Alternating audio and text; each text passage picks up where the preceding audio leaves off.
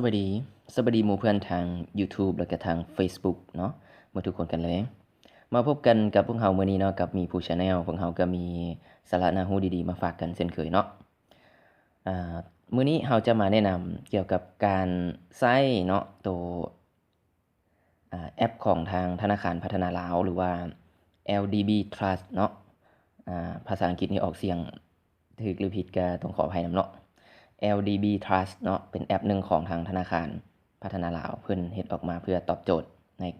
การสะดวกสบายของการชำระอีหยังต่างๆเนาะบ่ว่าจะเป็นการโอนเงินทุกอย่างเนาะมันก็จะมีรวมอยู่ในนี้แหละแต่มื้อนี้เราจะมาแนะนำเกี่ยวกับการใช้เนาะจ่ายประกันสังคมเนาะทางนี้เนาะหลายๆท่านก็อาจจะรู้แล้วหลายท่านก็ยังบ่ทันรู้ว่า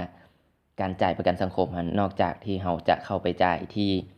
โครงการเนาะของเขาเจ้าแล้วเนาะสำนักงานของเขาเจ้าแล้วเรายังสามารถจ่ายผ่านช่องทางนี้ได้แล้วแต่ความสะดวกเนาะสำหรับแม่ค้าสาวขายเนาะผู้ใดที่เป็นว่าง่ายๆคือหาเช้ากินค่ำเนาะก็สามารถดาวน์โหลดแอปตัวนี้ลงมาติดตั้งในมือถือและลงทะเบียนเนาะมันก็จะง่ายในการจ่ายค่าประกันสังคมเองเนาะเพื่อประหยัดเวลาเฮาเสียเวลาในส่วนนั้นในการค้าขายทำมาหากินนั่นแหละขั้นตอนนำอินเลยเนาะให้เฮาเข้าไปตัวแอปเนาะสัมผัสเข้าไปตัวแอปของ LDB Trust ตัวนี้แหละเนาะมันจะเป็นของทางธนาคารพัฒนาลาวเนาะก็คือเก่าเนาะให้เข้าไปที่ username นี่เนาะให้เฮาใส่รหัสของใส่ชื่อหรือว่าอีเมลเนาะเวลาเฮาตั้งเฮาต้องชื่อไว้เนาะถ้าเฮาใส่ชื่อเฮาก็ใส่ชื่อเฮาไปถ้าเฮาใส่อีเมลเฮาก็ใส่อีเมลเข้าไป username เนาะเฮาก็ใส่ของเฮา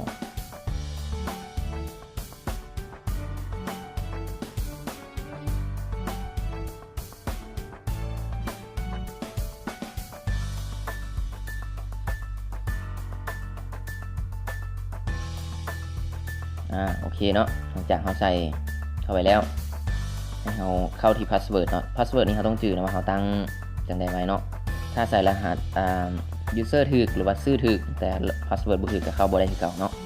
หรือว่าความป้องกันของเพิ่นก็ค่อนข้างสูงเนาะ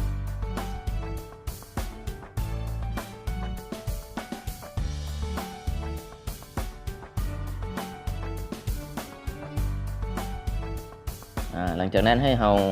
sign in เนาะ sign in เข้าไป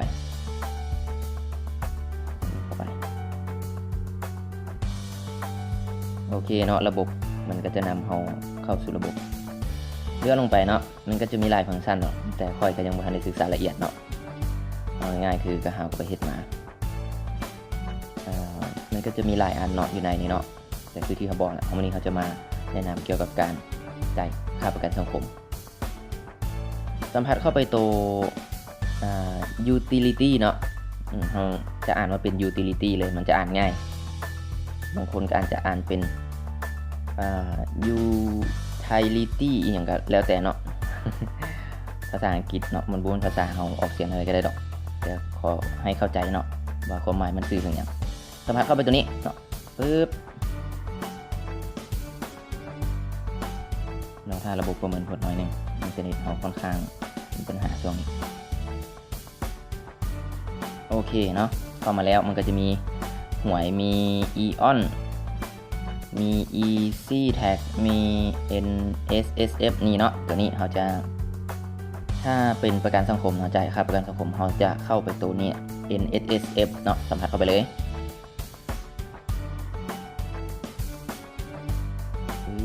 ระบบประเมินผลโอเคเนาะเข้ามาหน้าต่างนี้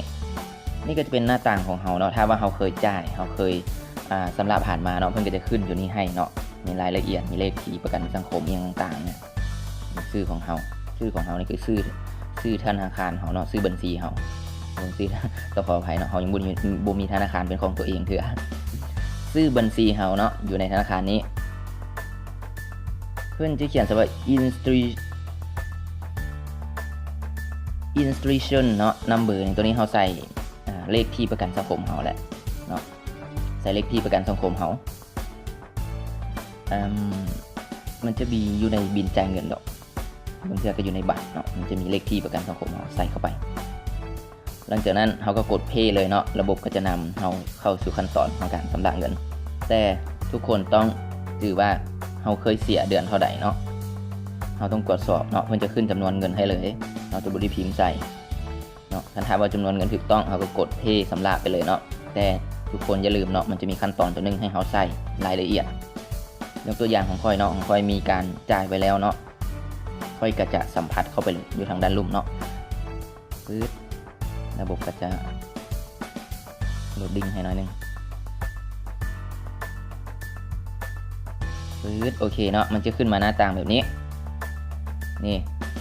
มันก็จะบอกว่า from account คือจากบัญชีเนาะ pay to builder มันจะเป็น NSSF เนาะหมายถึงประกันสังคมนั่นแหละย่อมาจากอย่างก็เดี๋ยวค่อยไปศึกษากันอีกเนาะมูลตบาจ่ายครับประกันสังคมมันก็จะมีเลขที่บินโมเมนต์มันจะมีเลขที่ประกันสังคมของเราเนาะมันจะขึ้นอยู่นี่แล้วมันก็จะมีทั่วอมอนก็ประมาณเราต้องจ่ายนี่แหละเนาะ144,000ของคอยเนาะจ่ายต่อเดือนรีมาร์กนี่เราใส่คล้ายๆว่าเหตุผลนั่นแหละว่าเรารายละเอียดง่ายๆเนาะถ้าแปลในนี้ก็จะมันประมาณว่ารายละเอียดเราก็ใส่ไปว่าเราจะจ่ายค่าประกันสังคมของเดือนใดก็สำนันเนาะถ้าว่าพิมพ์ใส่หลายกว่านี้ก็ลองพิมพ์เบิ่งเนาะ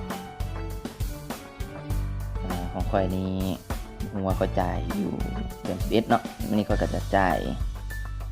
ของเดือน12นี่เนาะบ่จื้อเนี่ยเนาะจ่ายประกันสังคมเห็นบ่เดือนที่แล้วจ่ายวันที่15เดือนนี้มาจ่ายวันที่18บางทีเฮาให้เบียกแบบนี้มันก็ลืมแต่ก็บ่เป็นหยังดอกจ่ายช้าก็บ่เป็นหยังก็เข้าในอันนั้นเฮาคือเก่าแหละก็จะใส่เหตุผลเนาะรายละเอียด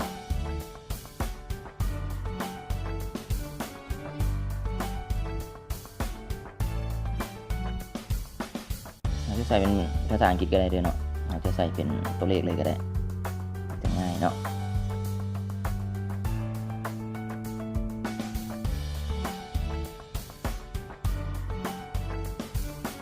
โอเคเนาะ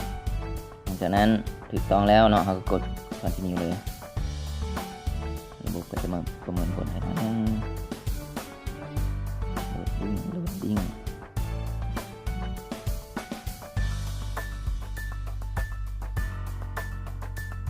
โอเคเนาะขึ้นมาหน้าต่างนี้เพิ่นก็จะให้เขาคอนเฟิร์มอีกทีนึงเนาะรายละเอียดเนี่ยเพิ่นแจ้งมาเนาะคอนเฟิร์มอีกทีนึงดูคอนเฟิร์ม